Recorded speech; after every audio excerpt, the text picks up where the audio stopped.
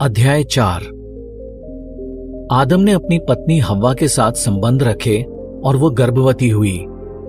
जब हव्वा ने कैन को जन्म दिया तो उसने कहा, मैंने यहोवा की मदद से एक बेटे को जन्म दिया है। बाद में उसने कैन के भाई हाबिल को जन्म दिया। बड़ा होकर हाबिल चरवाहा बना और कैन किसान। एक दिन कैन ने जमीन की उपज में से कुछ चीजें लाकर यहोवा को अर्पित की, मगर हाबिल ने अपनी भेड़ों में से कुछ पहलोठे मेमने और उनकी चर्बी बलिदान में चढ़ाई। यहोवा ने हाबिल और उसके बलिदान को तो मंजूर किया, मगर कैन और उसके चढ़ावे को मंजूर नहीं किया। ये देखकर कैन गुस्से से भर गया और उसका मुंह उतर गया। तब यहोवा ने कैन से कहा, तू क्यों इतना गुस्से में है? तेरा मुंह क्यों उतरा हुआ है? अगर तू अच्छे काम करने लगे तो क्या मैं तुझे मंजूर नहीं करूंगा?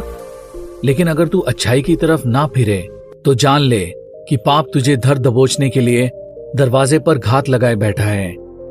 इसलिए तू पाप करने की इच्छा को काबू में कर ले। इसके बाद कैन ने अपने भाई हाबिल से कहा, आओ हम मैदान में चलें। जब वो मैदान में थे तब कैन ने अपने भाई हाबिल पर हमला किया और उसे मार डाला। बाद में यहोवा ने कैन से कहा, तेरा भाई हाबिल कहाँ है? उसने कहा, मुझे क्या पता, मैं क्या अपने भाई का रखवाला हूं? तब परमेश्वर ने कहा, ये तूने क्या कर डाला? सुन, तेरे भाई का खून जमीन से चीख चीख कर मुझे न्याय की दुहाई दे रहा है। इसलिए अब मैं तुझे शाप देता हूं कि तू इस जगह से खदेड़ दिया जाएगा जिसने अपना मुंह खोलकर तेरे हाथों तेरे भाई का खून पिया है। जब तू जमीन जोतेगा तो वो तुझे अच्छी उपज नहीं देगी। तू एक भगोड़े की जिंदगी जिएगा और धरती पर मारा मारा फिरेगा। तब कैन ने यहोवा से कहा, तूने मेरी गलती की इतनी बड़ी सजा दी है, मैं इसे कैसे सह पाऊंगा? आज तू मुझे इस जगह से भगा रहा है और अपनी नजरों से दूर कर रहा है। तूने मुझे भगोड़ा बनने और धरती पर मारा मारा फिरने के लिए छोड़ दिया है। अगर मैं किसी के हाथ पड़ गया तो वो मुझे जरूर मार डालेगा। तब यहोवा ने उससे कहा, नहीं, ऐसा नहीं होगा। अगर किसी ने कैन का खून किया तो बदले में उसे 7 गुना ज्यादा कड़ी सजा दी जाएगी। फिर यहोवा ने कैन के लिए एक निशानी ठहराई ताकि कोई उसे पाने पर मार न डाले। फिर कैन यहोवा के सामने से चला गया और अदन के पूरब में भगोड़ों के देश में जा बसा। बाद में कैन ने अपनी पत्नी के साथ संबंध रखे और वो गर्भवती हुई और उसने हनोक को जन्म दिया। फिर कैन ने एक शहर बनाया और अपने बेटे के नाम पर शहर का नाम हनोक रखा।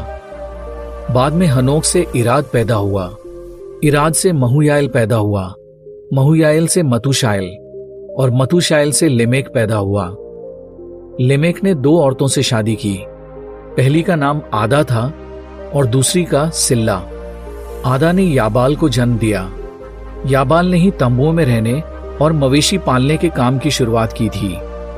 उसके भाई का नाम यूबाल था। उसने सुरमंडल और बांसुरी बजाने की शुरुआत की थी। सिल्ला ने तूबल कैन को जन्म दिया। तूबल कैन तांबे और लोहे के हर तरह के औजार बनाता था। उसकी बहन थी नामा। फिर लेमेक ने आदा और सिल्ला के लिए, जो उसकी पत्नियां थीं, ये कविता रची। लेमेक की पत्नियों, मेरी आवाज सुनो, मेरी बात पर कान लगाओ। मैंने एक आदमी को मार डाला जिसने मुझे जख्मी किया। हाँ, एक जवान आदमी को जिसने मुझ पर वार किया।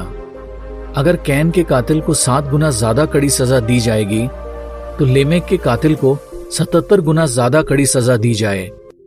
आदम ने फिर से अपनी पत्नी के साथ संबंध रखे और उसने एक बेटे को जन्म दिया। हव्वा ने उसका नाम शेत रखा, क्योंकि उसने कहा, परमेश्वर ने हाबिल की जगह मुझे एक और वंश दिया है, क्योंकि कैन ने हाबिल को मार डाला। शेत का भी एक बेटा हुआ और शेत ने उसका नाम एनोश रखा। उन दिनों लोगों ने यहोवा का नाम पुकारना शुरू किया।